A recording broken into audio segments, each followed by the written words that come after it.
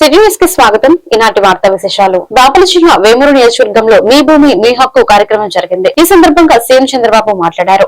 ప్రజల ఆస్తులకు భద్రత ఇవ్వాలనే పట్టాదారు పాస్ పుస్తకాలు ఇస్తున్నట్లు తెలిపారు.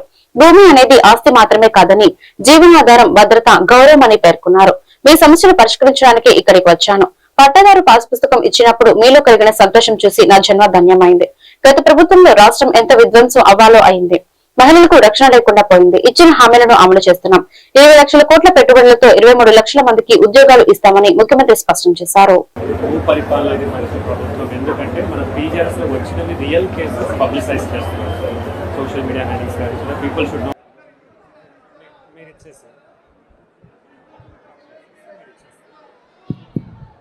ఇక్కడ ఉండే వాళ్ళందరూ కూడా పట్టాదారు పాస్ పుస్తకాలు ఇచ్చారు. ఈరోజు గౌరవ ముఖ్యమంత్రి వర్యులు గౌరవనీయులు శ్రీ నారా చంద్రబాబు నాయుడు గారి చేతుల మీదుగా బెనిఫిషరీగా ఉన్నటువంటి రైతు సోదరులు నాంచారయ్య గారికి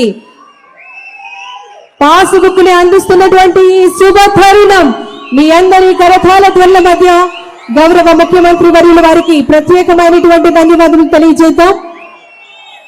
thank you sir, thank you very much. మీ భూమి మీ హక్కు ప్రభుత్వ రాజముద్రతో ఈ రోజు నేను ఇక్కడికి వచ్చింది 21 నెలలుగా ఈ ప్రభుత్వం చేసిన మంచి చెడులన్నీ మీకు చెప్పడానికి, సమస్యలన్నీ పరిష్కారం చేయడానికి, అదే మరిగా ఇంకో పక్క మీ అందరి బాగోగులు అర్థం చేసుకోవడానికి నేను ఇక్కడికి వచ్చాను. ఇప్పుడే పట్టాదారు పాస్ పుస్తకం ఇస్తే మీలో సంతోషం చూసినప్పుడు నా జన్మ చరితార్థమైందని మరొకసారి మీ అందరికీ విజ్ఞప్తి చేస్తున్నా. ఎన్నికల ముందు చెప్పాను, ఆ రోజు విధ్వంసం జరిగింది. రాష్ట్రాన్ని ఏ విధంగా చెప్పాలో నాకు తెలియదు, కానీ అన్ని విషయాల్లో సర్వనాశనం చేశారు. విభజన కంటే 19, 24, 5 సంవత్సరాల్లో రాష్ట్రంలో అనేక అరిష్టాలకు చోటు చేసుకున్నది. అందరికీ ఇబ్బందులు వచ్చాయి. మాట్లాడాలంటేనే భయం, నవ్వాలంటే నవ్వే పరిస్థితి లేని పరిస్థితి, ఇంట్లో నుంచి బయట వచ్చే పరిస్థితి లేదు, ఆడబిడ్డలకు రక్షణ లేదు. ఆ రోజు నేను ఒకే మాట చెప్పాను, మేము ఎన్ని అవస్థలు పడ్డామో చూశారు.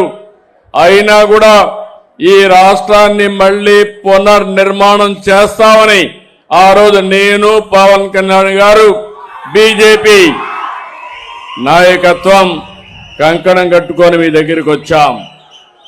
ఆ రోజే చెప్పాను, రాష్ట్రంలో అందరి సంక్షేమం, అన్ని ప్రాంతాల అభివృద్ధి, అన్నింటా సుపరిపాలన అందిస్తామని ఎన్నికల్లో చెప్పాను. దానికి కట్టుబడి పనిచేస్తున్నాం.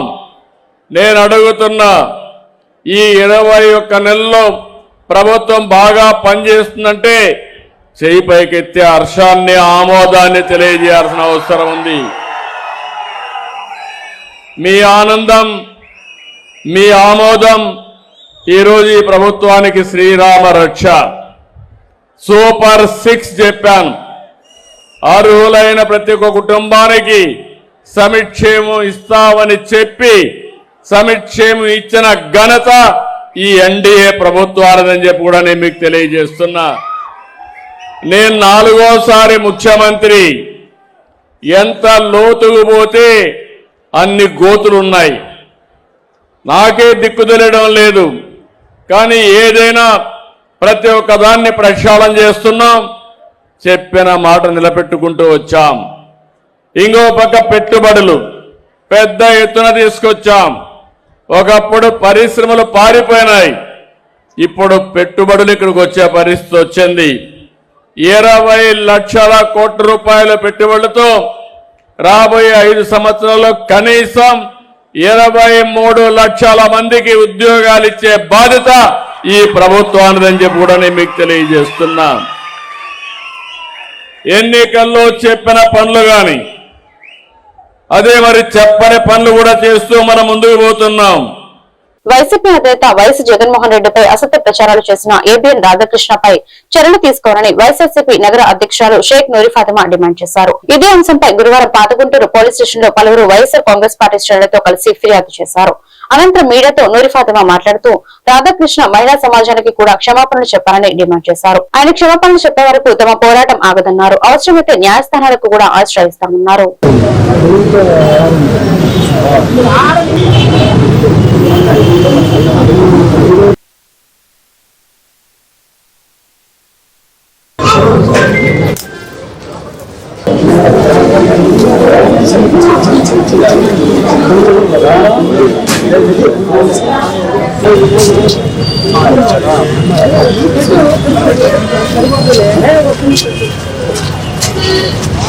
ఈరోజు మరి ఏబిఎన్ ఆంధ్రజ్యోతికి సంబంధించిన అధినేత రాధాకృష్ణ గారి మీద మరి కంప్లైంట్ ఇవ్వడానికి ఈరోజు పాతగుంటూరు స్టేషన్ దగ్గర రావడం జరిగింది.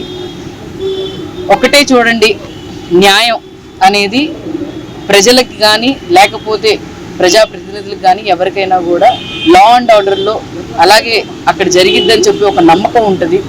కానీ ఈ కూటమి ప్రభుత్వం వచ్చిన తర్వాత లా అండ్ ఆర్డర్ వాళ్ళకి తొత్తులుగా మారుతుంది తప్ప ఎక్కడా కూడా న్యాయం జరగట్లేదు.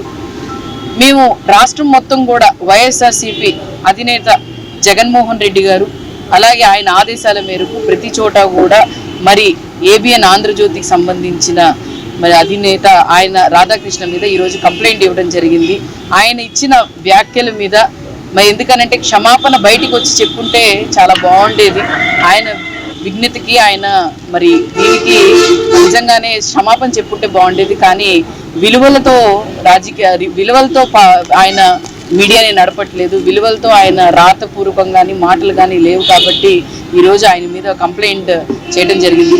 గతంలో ఒక ఇన్సిడెంట్ సాక్షి టీవీకి సంబంధించి కొమ్మినేని శ్రీనివాస్ గారి మీద కూడా మరి ఆ రోజు టీడీపీ గూండాలు మరి సాక్షి ఆఫీస్ మీద ఏ విధంగా దాడి చేసి ఆయన్ని జైల్లో పంపించారో అలాగే ఈరోజు రాధాకృష్ణ గారిని కూడా జైలుకి పంపించాలని చెప్పి మేము కోరుతున్నాము.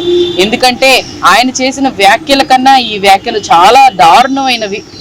ఈ వ్యాఖ్యలు ఏ విధంగా ఉన్నాయంటే మహిళా లోకం తల దించుకునే విధంగా ఉన్నాయి. కాబట్టి ఈ శిక్ష ఆయనకు కూడా అమలు అవ్వాలని చెప్పి మేము కోరుతున్నాము. అలాగే ముందు ఎప్పుడైనా మాట్లాడేటప్పుడు ఆలోచన చేసి రాసేటప్పుడు ఆలోచన చేసి రాయాలని చెప్పి మేము అందరం హెచ్చరిస్తున్నాము. ఖచ్చితంగా ఒకవేళ వీళ్ళు ఇక్కడ యాక్షన్ తీసుకోకపోతే ఖచ్చితంగా మేము కోర్టు మెట్లెక్కి న్యాయ పోరాటం చేస్తాము. అలాగే 2029 గుర్తుపెట్టుకోండి, మళ్ళీ 2029 మీరు కటకటాల వెనకాల వెళ్లాల్సి వస్తుందని చెప్పి ఇప్పటి నుంచి మిమ్మల్ని హెచ్చరిస్తున్నాం. గుంటూరులో నిర్మాణంలో ఉన్న శంకర్ విలాస్ ఓవర్ బ్రిడ్జ్ నిర్మాణ పనులను మంత్రి బీసీ జనార్దన్ రెడ్డి పరిశీలించారు. ఈ కార్యక్రమంలో ఎమ్మెల్యేలు గల్లమాధవి, నజీర్, ఇతర అధికారులు పాల్గొన్నారు. ఈ సందర్భంగా మంత్రి జనార్దన్ రెడ్డి మీడియాతో మాట్లాడారు. నగరంలో పెరుగుతున్న ట్రాఫిక్ సమస్యలను దృష్టిలో పెట్టుకుని 89 కోట్లతో 4 లైన్ల ఓవర్ బ్రిడ్జ్ నిర్మాణం చేపట్టడం జరిగిందని చెప్పారు. అనుకున్న సమయం కంటే ముందే బ్రిడ్జి నిర్మాణం పూర్తి చేసి ప్రజలకు అందిస్తామని స్పష్టం చేశారు.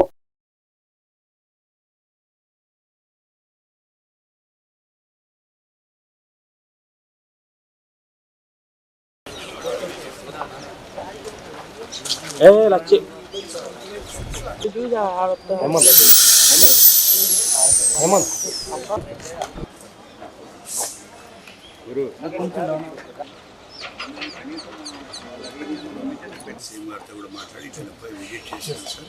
బట్ ఇది కంపల్సరీ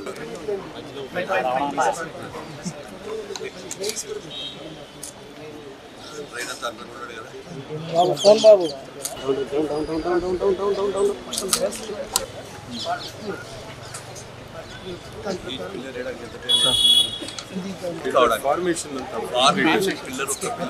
కాలంగా ఈ యొక్క శంకర్ విలాస్ బ్రిడ్జ్ దగ్గర ఈ గుంటూరు ప్రజలందరూ కూడా ఎన్నో ఇబ్బందులు ఎదుర్కోవడం జరుగుతూ ఉంది. గతంలోనే 2014-19 కాలంలోనే చేయాలని చెప్పి అప్పుడు ముఖ్యమంత్రి గారు కూడా ఆలోచన చేసినప్పటికీ అనివార్య కారణాల వల్ల జరగలేదు. గత ప్రభుత్వం కూడా ఏ రోజు కూడా ఈ యొక్క గుంటూరు ప్రజలు కానీ ఈ శంకర్ విలాస్ దగ్గర ఉన్న బ్రిడ్జి గురించి ఎప్పుడు కూడా మాట్లాడలేదు. దాదాపుగా 70 ఏళ్ళు ఇక్కడ ఉన్నటువంటి బ్రిడ్జి, ఈ శంకర్ విలాస్ బ్రిడ్జి పైన ప్రజలకు అందరికీ కూడా ఈ యొక్క ఎన్నో ఇబ్బందులు ఎదుర్కొంటూ ఉన్నారో సేవలు అందిస్తున్న శంకర్ విలాస్ లా హోటల్, అది ఫేమస్ హోటల్. ఆ హోటల్ దగ్గర ఇప్పుడు అంతా కూడా పబ్లిక్ పెరిగిపోవడం, అదేవిధంగా ట్రాఫిక్ సమస్యలు రావడం, ఇవన్నీ కూడా తెలుసుకున్న తర్వాత గౌరవ ముఖ్యమంత్రి గారి సూచనతో ఈరోజు ఈ యొక్క బ్రిడ్జిని శాంక్షన్ చేసి 98 కోట్లతో, గతంలో 2 లైన్ల బ్రిడ్జి ఉండేది, దాన్ని 98 కోట్లతో 4 లైన్ల ఆర్ఓబి బ్రిడ్జి తయారు చేయడం జరుగుతూ ఉంది. ఇంత ప్రాముఖ్యత కలిగిన బ్రిడ్జిని రేపు 2027కి కంప్లీట్ చేయాలని చెప్పి మే 27కి చేయాలని చెప్పి చేయడం జరుగుతూ ఉంది. ఈరోజు ప్రతిరోజు కూడా మా యొక్క R&B శాఖ వారికి కూడా చెప్తా ఉన్నాము, పర్యవేక్షణలో ఎక్కడ కూడా లేట్ కావద్దని. ఇందాకే కాంట్రాక్టర్ కూడా చెప్తే అనుకున్న టైంకంటే ముందే చేస్తాం సార్, ఖచ్చితంగా ఇచ్చి మేము ప్రజల అభినందనలు కూడా తీసుకుంటాము. ఈ ఎమ్మెల్యే గారు కూడా చెప్పారు, వీళ్ళు కూడా పర్యవేక్షిస్తూ ఉన్నారు, ప్రతి ఒక్కరు కూడా చేయడం జరుగుతూ ఉంది. భవిష్యత్తులో డబల్ లైన్ కానీ విద్యుత్ లైన్లు కానీ ఇవన్నీ కూడా వస్తే ఎలాంటి ఆటంకాలు కాకుండా, మళ్ళీ భవిష్యత్తులో దీన్ని ఎలాంటి మార్పులు కూడా లేకుండా ఏవైతే ఉన్నాయో డక్స్ కానీ తర్వాత ఫుట్పాత్ కానీ ఇవన్నీ కూడా తీసుకోవడం జరుగుతూ ఉంది. అదేవిధంగా అండర్ పాస్ కూడా గౌరవ శాసనసభ్యులు, కమిషనర్ గారు, తర్వాత చైర్మన్ గారు, నాని గారు అందరూ కూడా అడగడం జరిగింది ఇప్పుడే. ఖచ్చితంగా మాకు అండర్ పాస్ లేకపోతే భవిష్యత్తులో ఇబ్బంది అవుతుంది. ఒక్కసారి బ్రిడ్జి నిర్మాణం జరిగిన తర్వాత మళ్ళీ దాన్ని మొదలు పెట్టాలంటే అనేకమైన సమస్యలు కూడా వస్తాయని చెప్తే ఇప్పుడే నేను గౌరవ ముఖ్యమంత్రి గారి దగ్గరికి తీసుకెళ్తాను, మీరు ఆ యొక్క ఎస్టిమేషన్లు రెడీ చేయమని కూడా చెప్పడం జరిగింది. ఎందుకంటే ఒక్కసారి మళ్ళీ చేసిన తర్వాత ప్రజలకు ఎలాంటి ఇబ్బందులు కలగొద్దు అనేటువంటిది చేయడం జరుగుతూ ఉంది. ఈ ప్రాజెక్టు మేకల్లో కంప్లీట్ చేస్తాము. అదేవిధంగా జిల్లాకు సంబంధించినటువంటి ఈ యొక్క R&Bకి సంబంధించిన రోడ్లకు కూడా దాదాపుగా 160 కోట్లతో ఈ చుట్టుపక్కల జిల్లాలో కూడా చేయడం జరుగుతూ ఉంది. గత దశాబ్దాల కాలంగా కూడా 5 సంవత్సరాల కాలంలో ఏవైతే R&B శాఖకు సంబంధించినటువంటి రోడ్లు కూడా టోటల్గా R&B శాఖని నిర్వీర్యం చేసింది వైఎస్ఆర్ ప్రభుత్వం. మా ప్రభుత్వం కూటమి ప్రభుత్వం వచ్చిన తర్వాత గౌరవ ముఖ్యమంత్రి గారు రాష్ట్రాన్నంతా కూడా పార్ట్ హోల్స్ లేని విధంగా చేయాలని చెప్పి సూచనలు ఇవ్వటం, వారి సూచనల మేరకు దాదాపు 26,730 కిలోమీటర్ల రహదారులంతా కూడా భావితరాల మానసిక ఆరోగ్యానికి పునాదులు వేద్దామని జాయింట్ కలెక్టర్ అశోక్ శ్రీవాస్తవ్ పిలుపునిచ్చారు. పోషణ పక్వాడ పక్షోత్సవాల ప్రారంభోత్సవ కార్యక్రమం కలెక్టర్ కార్యాలయంలో గురువారం జరిగింది. ఈ సందర్భంగా జాయింట్ కలెక్టర్ మాట్లాడుతూ చిన్నారులు, ముఖ్యంగా 6 సంవత్సరాలలోపు చిన్నారులు మానసిక ఆరోగ్యం మెరుగుతున్న దీంతో పక్షోత్సవాలను నిర్వహించడం జరుగుతుందన్నారు. ఈ పక్షోత్సవాలు ఏప్రిల్ 9 నుండి 23వ తేదీ వరకు జరుగుతుందని చెప్పారు. పక్షోత్సవాల కార్యక్రమాన్ని ప్రతి అంగన్వాడీ కేంద్రం పరిధిలో ఘనంగా నిర్వహించాలని ఆయన ఆదేశించారు. డెవలప్మెంట్. సో ఆ డొమైన్స్ అన్నింటిలో కూడా మనకి ఇచ్చిన థీమ్స్ ప్రకారంగా చేసి చూపిస్తారు సార్. Thank you.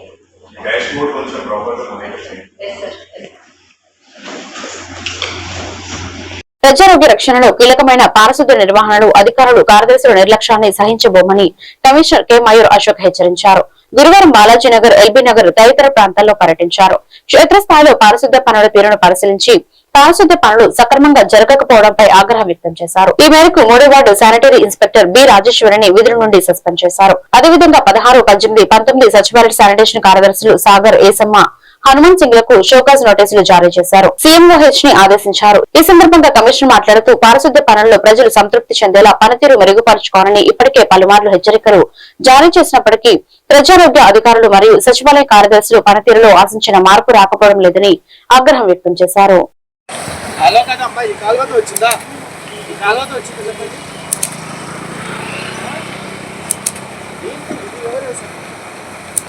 ఎందుకు వేస్తున్నారు? ఇంటింటికి వెళ్ళి ఎందుకు కలెక్ట్ చేస్తుంది? చెప్పద్దు అమ్మా, చనిపోయింది సంబంధాలు వర్కర్స్ లేరా మీ దగ్గర? వర్కర్ వల్ల ఎంత మొత్తం చేస్తారు? చెప్తున్నారు ఒక వర్కర్ వల్ల కలెక్ట్ అయింది చెప్పండి.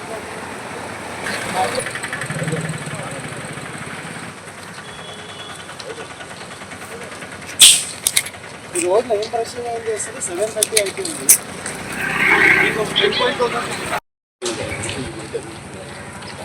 ఫాస్ట్గా చేయండి, దానివల్ల మొత్తం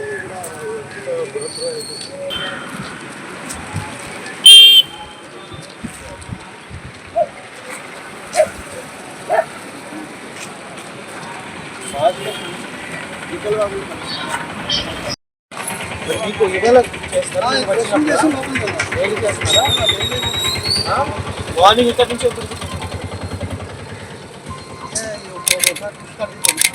ఒక్కసారి ఏం స్టార్ట్ చేశారు?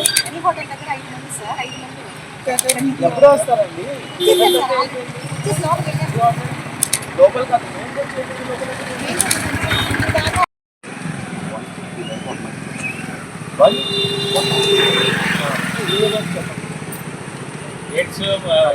మీకు ఎన్నిసార్లు చెప్పాను పెన్షన్ పథకం ప్రతి దగ్గర ఉండాలి, చెప్పామా లేదా?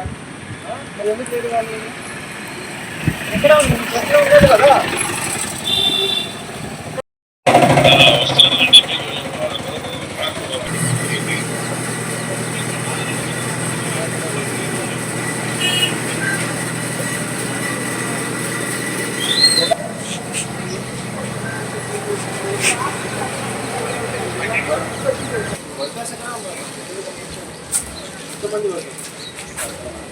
తిరంగిపురంలోని సాయిబాబా ఆలయం సమీపంలో నూతనంగా ఏర్పాటు చేసిన ఉమాశంకర్ రియల్ ఎస్టేట్ కార్యాలయంను తాడికొండ నియోజకవర్గం ఎమ్మెల్యే తెనాలి శ్రావణ్ కుమార్ గురువారం రిబ్బన్ కత్తిరించి ప్రారంభించారు. ఈ సందర్భంగా ఎమ్మెల్యే మాట్లాడుతూ ప్రాంతీయ అభివృద్ధిలో రియల్ ఎస్టేట్ రంగం కీలక పాత్ర పోషిస్తుందని తెలిపారు. ప్రజలకు నమ్మకమైన సేవలు అందిస్తూ పారదర్శకంగా వ్యవహరించాలని సంస్థ ప్రతినిధులకు సూచించారు. ఈ సందర్భంగా శంకర్ మాట్లాడుతూ తమ సంస్థ ద్వారా నాణ్యమైన ఫ్లాట్లు, గృహవసరాలకు అనుగుణమైన ప్రాజెక్టులను అందిస్తామని తెలిపారు.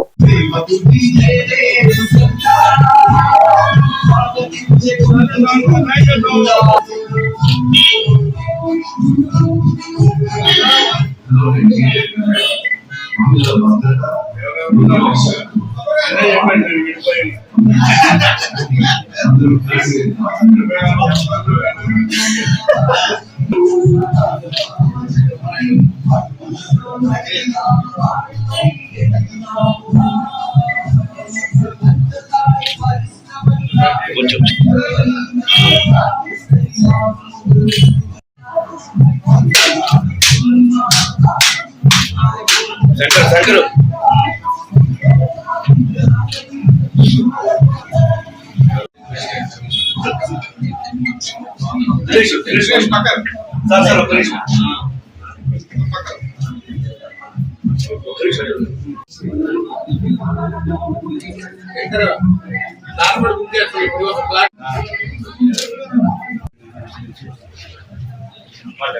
సార్ సార్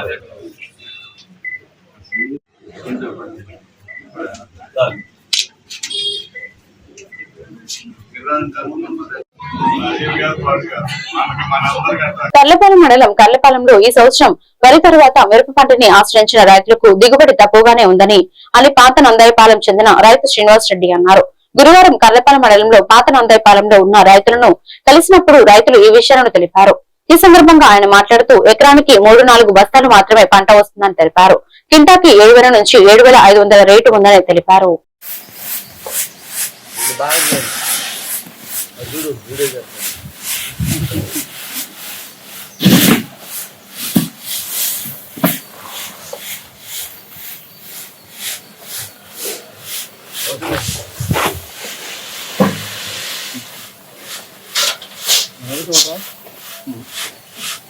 పేపర్లు వచ్చిందండి.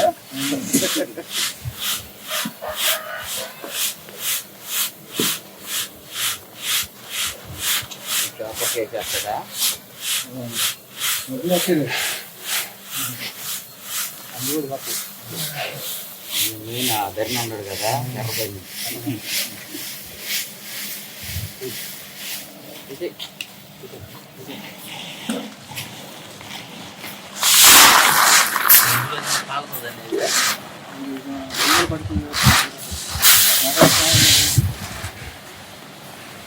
మాది పాత నందాయపాలెం 5 ఎకరాలు మినిమం వేసాను.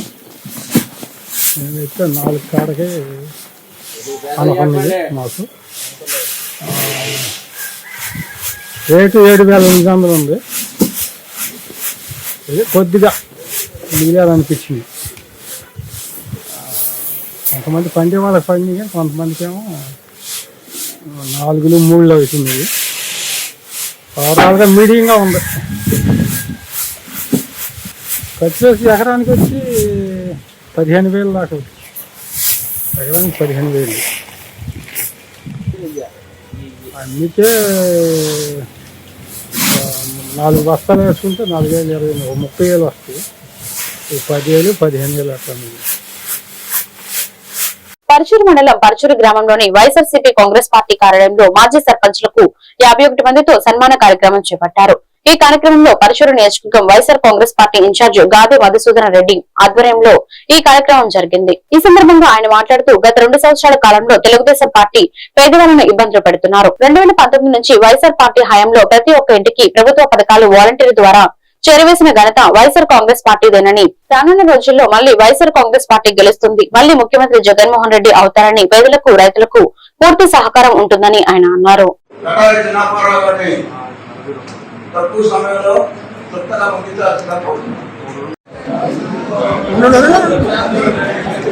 చేసినటువంటి ముఖ్య కార్యక్రమం ఇది. ఈ కార్యక్రమానికి మీ అందరూ వచ్చినందుకు మరొకసారి ధన్యవాదాలు తెలియజేస్తూ 12 నుంచి ఏం జరుగుతుంది పక్కన పెట్టేసి ప్రతి ఒక్కరు కూడా పార్టీ చూడండి. ఈ రోజున అతను వస్తే నేను రాను, లేకపోతే అతను వస్తే అతనికి ఇంపార్టెన్స్ ఇచ్చాను. ఇక్కడ ఎవరికి ఇంపార్టెన్స్ ఇచ్చేది లేదు, ఎవరికి ఏమి ఇచ్చేది లేదు. ఓన్లీ మన జగన్మోహన్ రెడ్డి గారు ఆయన ముఖ్యమంత్రి చేసుకోవడం, ఆ చేసుకున్న తర్వాత పార్టీకి ఎవరైతే కష్టపడ్డారో, పార్టీకి ఎవరైతే వాళ్ళలో ఉన్నారో వాళ్ళందరూ ఏరి ఈ రోజున అందరికీ కూడా ఉన్నతమైన స్థానాలు ఇవ్వడం జరుగుతుంది. వాళ్ళకి ఏం ప్రాబ్లమ్స్ ఉన్నా కూడా ఏమున్నా కూడా అన్ని కూడా జగన్మోహన్ రెడ్డి గారిని మాట్లాడి వాళ్ళందరికీ సహాయం చేయడం జరుగుతుంది. మీరేం ఇబ్బంది పడాల్సిన అవసరం లేదు, మీరేం బాధపడాల్సిన అవసరం లేదు. ఇంకో 3 సంవత్సరాలు కాదు 2 సంవత్సరాలే అంటున్నారు, ఎలక్షన్ అంటున్నారు. మళ్ళీ జగన్మోహన్ రెడ్డి గారు ముఖ్యమంత్రి ఒక నిర్మాణంతో మనం అంతా ముందుకెళ్ళగలిగితే ఈ చిన్న ఏదన్నా ఒకరి మధ్య ఏదైనా చిన్న డిఫరెన్సెస్ ప్రపంచాలు ఉన్నా అవన్నీ కూడా పక్కన పెట్టేసేసి, ఎందుకంటే ఆయన ముఖ్యమంత్రి కావడం మనకు అవసరం, ఆయనకు కాదు. ఎందుకంటే ఈ 2 సంవత్సరాలు మీరందరూ కూడా గమనిస్తూ ఉంటాం సార్, పేదవాళ్ళకి ఎన్ని ఇబ్బందులు పడతా ఉన్నారు. ఏ ఒక్క పథకం లేదు, ఏ ఒక్క ప్రభుత్వం నుంచి ఏ ఒక్క సహాయం లేదు. ప్రతి పేదవాడు ఎంత ఇబ్బందులు పడతా ఉన్నారు అనేది 2019 నుంచి 2024 మధ్య మనందరికీ తెలుసు. 2 సంవత్సరాలు మన కరోనా కష్టకాలంలో జగన్మోహన్ రెడ్డి గారు ఎంత కష్టపడ్డారో ప్రతి ఒక్కరు డైరెక్ట్ గా అకౌంట్స్ లో డబ్బులు పెట్టింది. ఈ రోజున 2024 నుంచి ఈ రోజు 26 ఇంకా ఆల్మోస్ట్ 2 సంవత్సరాలు. 2 సంవత్సరాల కాలంలో 2 సంవత్సరాలు మనం అనుకుంటున్నాం, 5 సంవత్సరాలు 10 సంవత్సరాలు కలిసినట్టు. గురువారం కర్లపాలెం మండలంలో కర్లపాలెం స్థానిక లంకవ దగ్గర నివాసం చేస్తూ అనారోగ్యంతో మృతి చెందిన ఓ నిరుపేద నక్కా కోటయ్య మరణ వార్తకి స్పందించిన అందరికీ ధన్యవాదాలు అని Karlapalem Indian red cross society chairman Inakola Polisarao అన్నారు. ఈ వార్తను కుంచాల నాగిరెడ్డి కాగిత మెసేజ్ కి తెలియజేయడంతో ఆయన గ్రూప్ లో పెట్టడం వలన కొందరు స్పందించి ఈ సహాయాన్ని 12,500 రూపాయలకు మృతి చెందిన కోటయ్య భార్యకి మట్టి ఖర్చులకు అందించడం అయింది. ఇలాంటి మానవతా మనసు కలిగిన ఆరోగ్యవంతమైన సమాజం కొరకు అందరూ కృషి చేయాలని ఈ సందర్భంగా పోలీసరావు అన్నారు. ఈ సందర్భంగా ప్రత్యేకంగా కాగిత మోషకి ధన్యవాదాలు తెలిపారు. వాట్సాప్ గురించి పలా లేని వాళ్ళు జరిగినట్లని కాగిత మోసి గ్రూప్ లో పెట్టారు. స్పందించి అందరూ తలా కట్టి మనసున్న వాళ్ళు 520 రూపాయలు వేసుకొని సుమారు 10,000 రూపాయలు 10,000 రూపాయలు సుమారుగా ఆ మట్టి ఖర్చులకి వారికి తీసుకొచ్చి ఇస్తాడు ఆయన.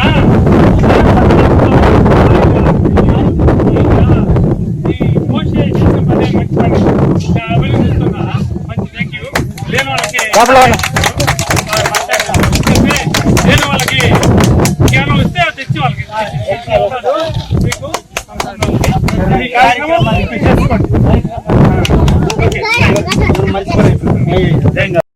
ఈరోజు మరి కర్లపాలెంలో స్థానిక లంకాల దగ్గర ఉన్న నక్కా కోటయ్య మరి అనారోగ్యం చేత మృతి చెందాడు.